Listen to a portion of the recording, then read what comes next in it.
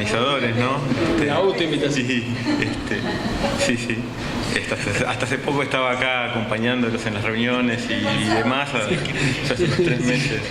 hace unos 3 meses ya no estoy, pero bueno, lo primero es siempre ser agradecido, creo que es algo que tiene que ser destacado.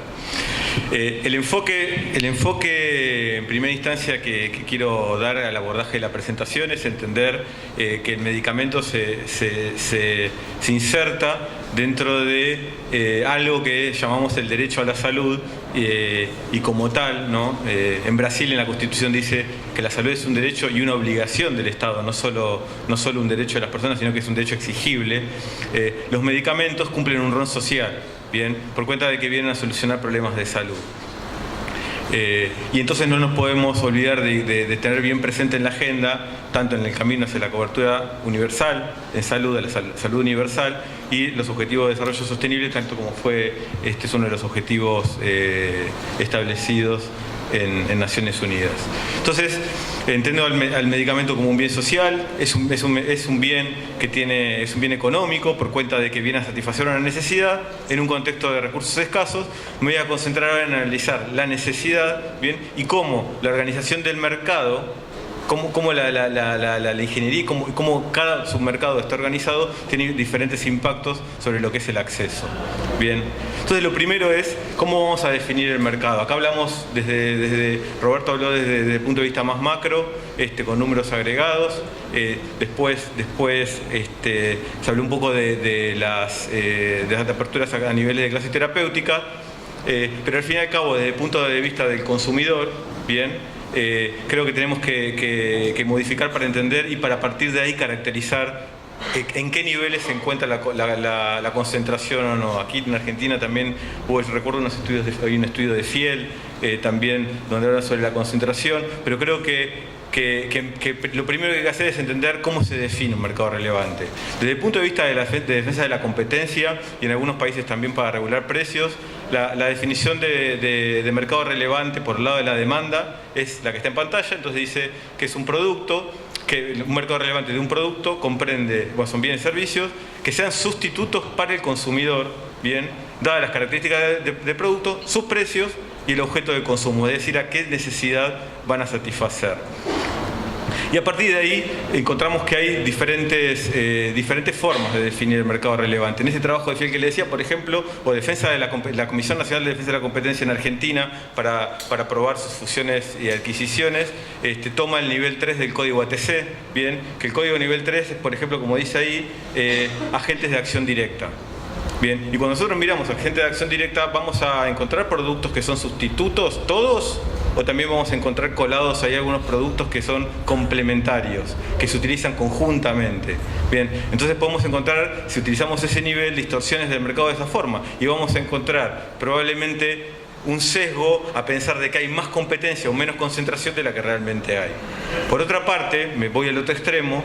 En Colombia, para la regulación de precios, en el segmento hay dividen entre el segmento ético, entre el segmento receta y sin receta, ético popular, y para lo que es venta directa, digamos, sin receta, que pueden ir y venta libre, el nivel para medir la competencia es el nivel 3 del código ATC, pero para cuando es recetado miran el nivel 5, más forma farmacéutica. Bien, con lo cual, si nos vamos a ese otro extremo y nosotros queremos utilizar estos mecanismos para otro tipo de funciones, como por ejemplo hacer una licitación, podrían estar delimitando demasiado el mercado, ya que hay productos que podrían ser sustitutos, que no son el mismo ingrediente activo, pero que podrían tener el mismo efecto terapéutico y que uno podría estar dejándolos de lado por causa de no incorporarlos o no entenderlos como parte del mismo mercado, en el sentido ¿cuál? En el sentido de que sean sustitutos para satisfacer una necesidad de consumo del consumidor. Bien, entonces a esto también que por eso quería enfatizar en esto de las licitaciones. A la hora de hacer una licitación uno podría definir el pliego a través de un producto, de un ingrediente activo, como es normalmente realizado, o bien podría tener una mirada más amplia y decir, yo lo que quiero es que concurran, que compitan para satisfacer una necesidad de salud.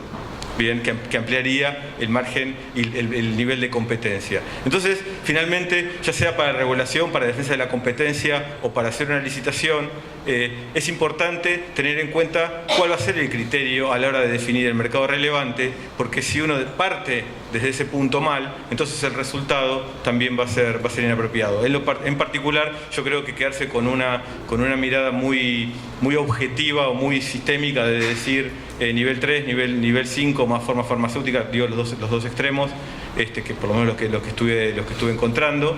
Creo que tampoco es suficiente. Yo creo que lo que necesitan son expertos detrás de todo eso, expertos médicos que puedan analizar la equivalencia terapéutica, bien, de los tratamientos, más allá de un código determinado.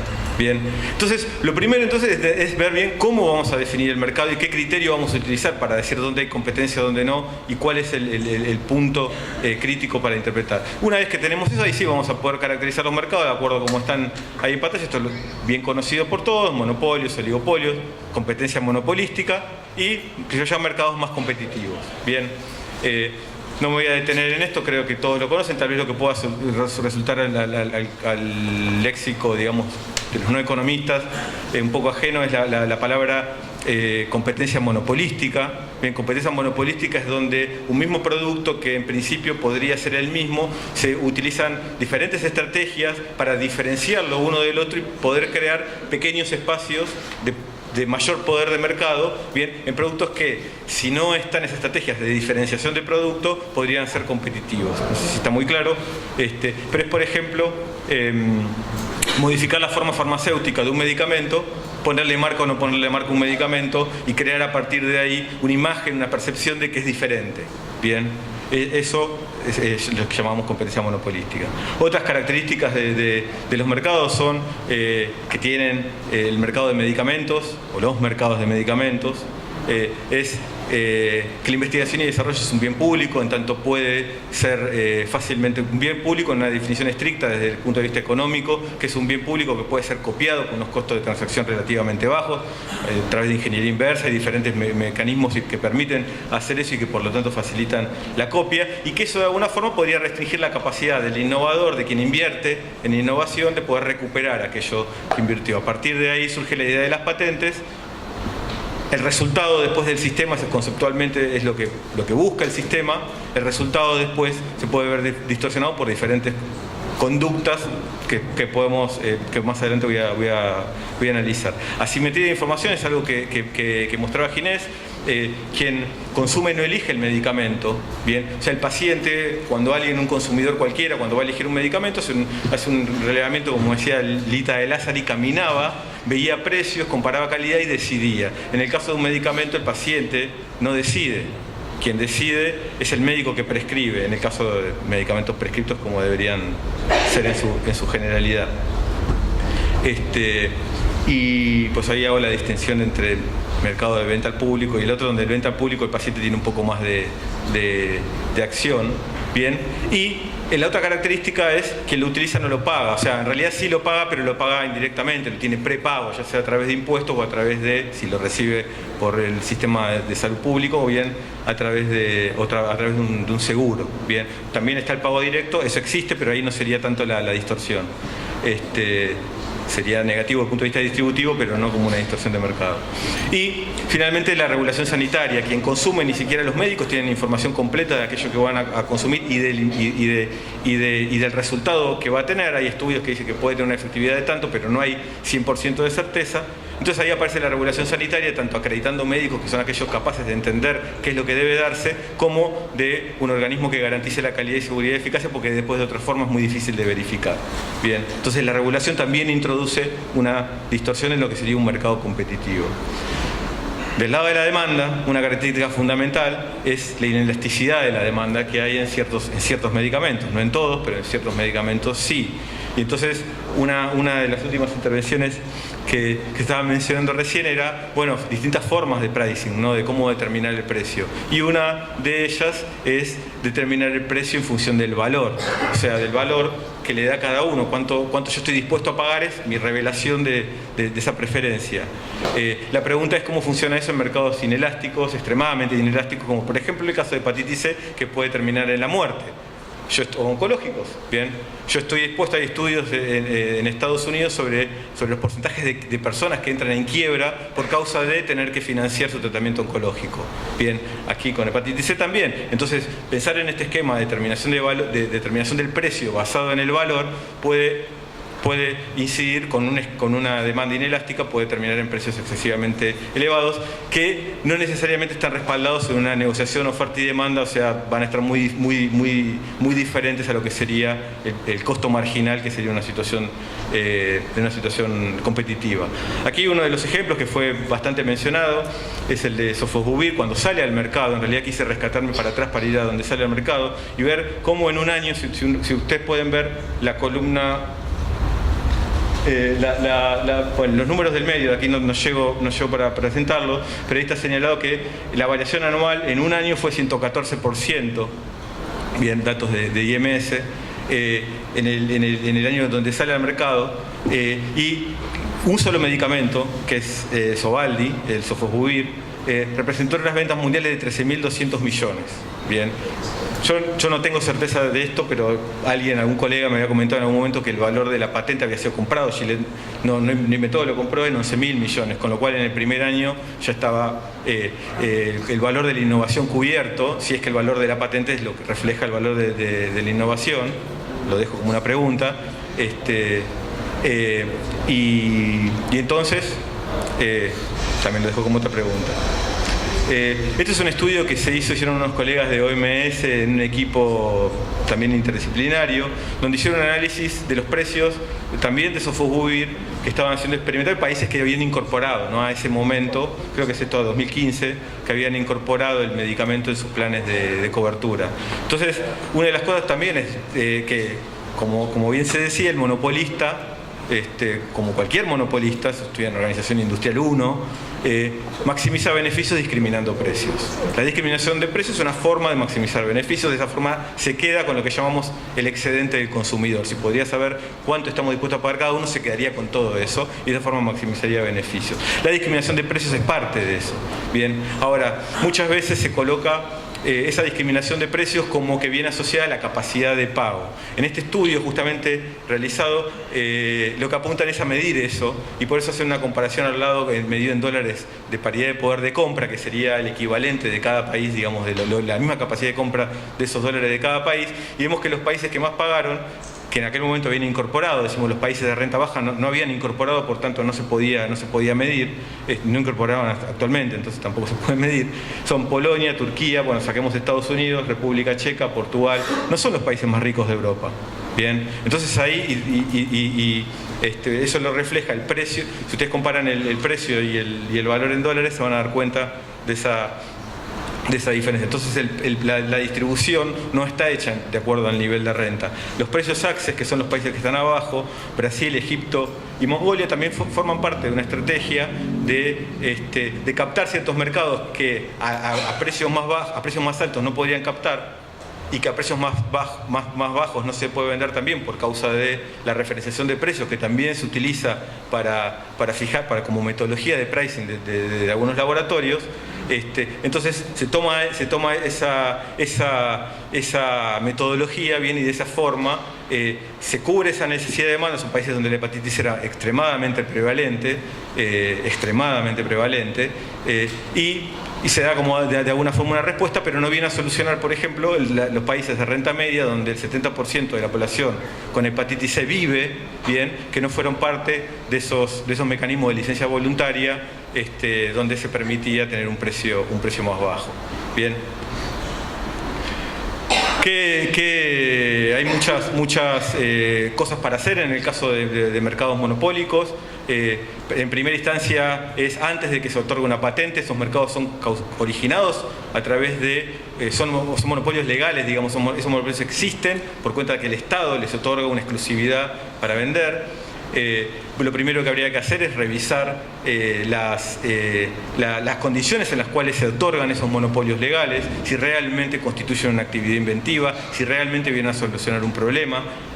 Hay diferentes prácticas en ese sentido. En la Argentina hay guías de examen de patentes farmacéuticas, donde definen muy claramente qué sería o no sería patentable.